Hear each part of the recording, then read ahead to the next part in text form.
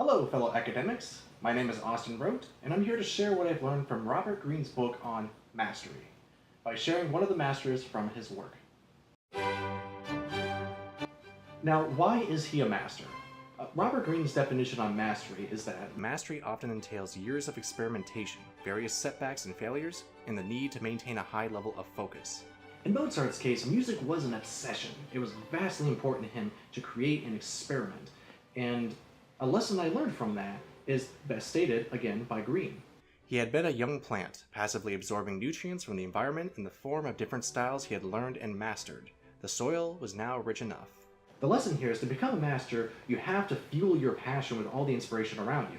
In my case, it's probably watching a lot of movies, a lot of behind the scenes commentary, learning filmmaking tools, so that when it comes to experimenting and creating, I have a foundation in which to do so. Another lesson to take away from Mozart is how he had to stand up to his father in order to do the kind of music he wanted to do, despite the fact that he really wanted to please his father. And I think the message here is that you need to have an act of rebellion to do what you want to do, but not for rebellion's sake, but for the sake of your passion and your happiness. Similarly, I was trying to look for a course of study for the wrong reasons, financial, etc., and I had to go up against a lot of naysayers saying that I wouldn't get a job in filmmaking.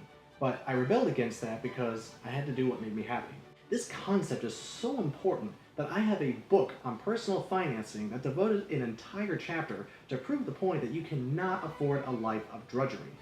So if I had Mozart here with me, these are the two questions I would have to ask him.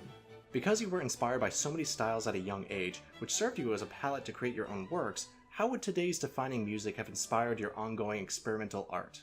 And then my second question is, because it's suggested that you spoke through your art as a political revolutionary at a time when censorship was intense, how would your work be influenced in today's political culture?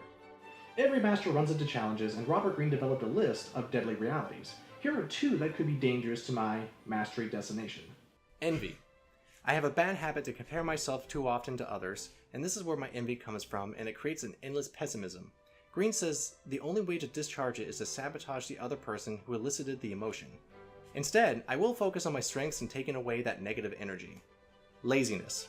Keywords here are seeking shortcuts and impatience, and I think it's because requirements can be overwhelming. This makes my work sloppy, but my strategy is meditation and pacing my workload.